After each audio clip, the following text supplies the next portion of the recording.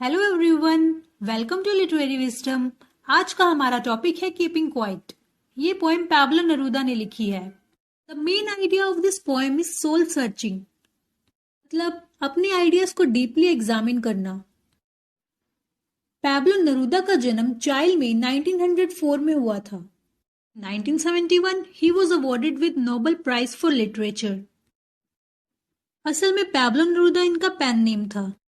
Pablo Neruda हमेशा green pen से लिखा करते थे क्योंकि उनके अकॉर्डिंग ग्रीन कलर होप को सिंबलाइज करता है। नेरूदा एक चिलियन पोएट, डिप्लोमेट और एक पॉलिटिशियन भी थे। इनके वर्क सिंपल तो थे पर बहुत पावरफुल भी थे। कीपिंग क्वाइट ओरिजिनली स्पेनिश में लिखी गई थी और ये पोएम इंट्रोस्पेक्शन और रेट्रोस्पेक्शन पे बेस्ड है। पोएट को लगता है कि अगर हमें पीस अचीव करना है तो हमें सोल सर्चिंग यानी गहराई से सोचने की जरूरत है।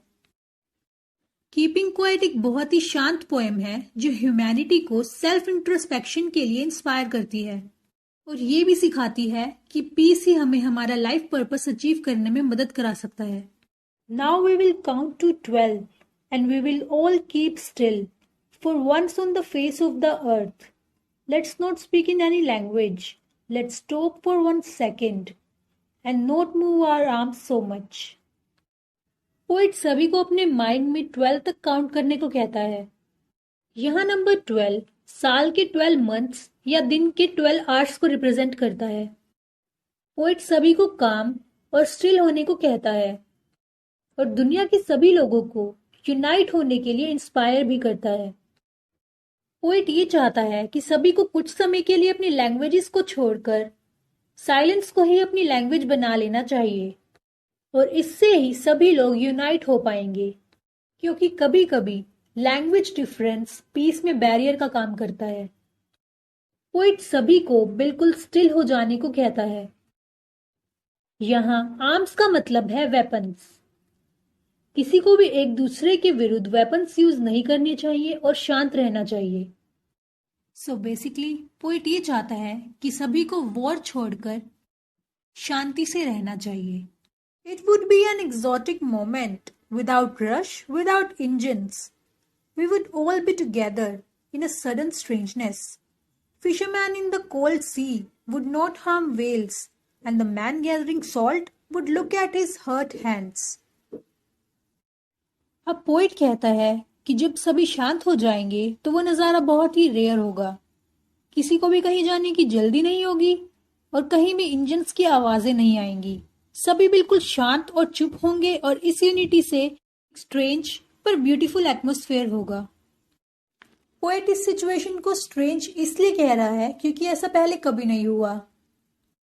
पोएट कहता है, जो लोग बिना थके अपने वर्क्स में बिजी रहते हैं और बिना रेस्ट करे अपना काम करते हैं, उन्हें भी रेस्ट करने का और अपनी इंजरीज को हील करने का टाइम मिलेगा।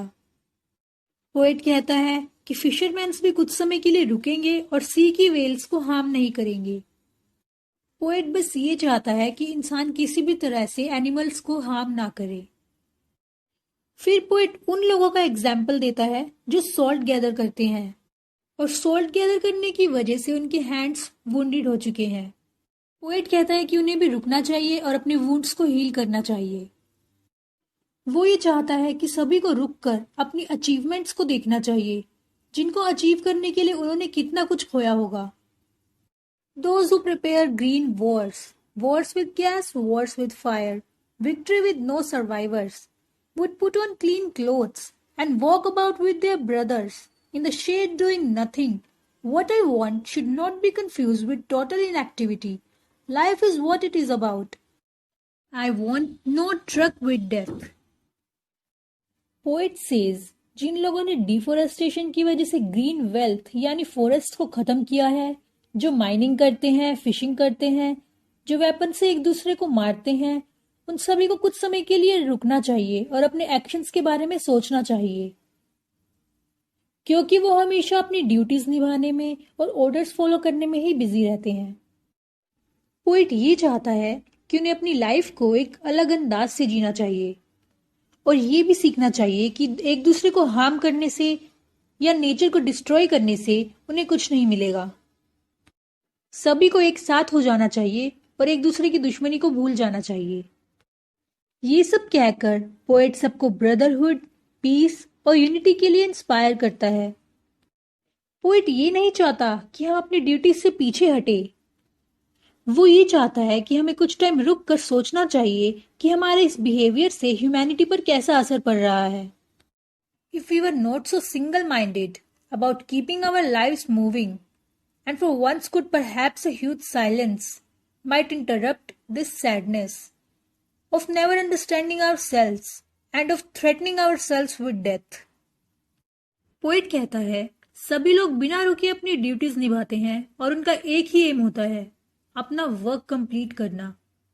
सर्वाइवल ही उनका एक टारगेट होता है और डेथ से वो डरते हैं, इसलिए वो बिना रुके अपने सारे काम कंप्लीट करने की सोचते हैं।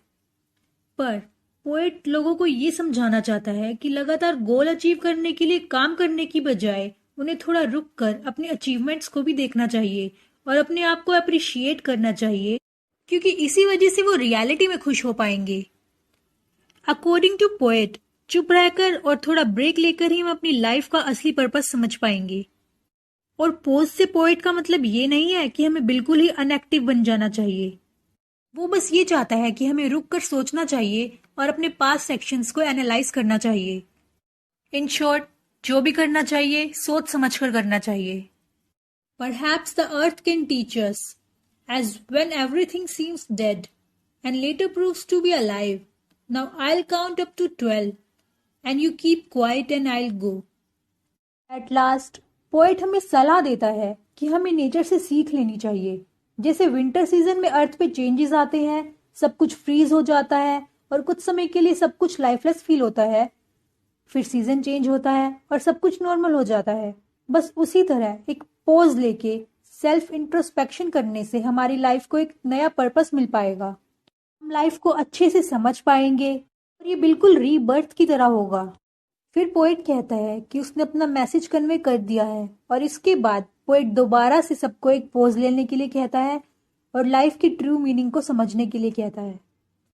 Alliteration, repetition of the same words, for example clean clothes.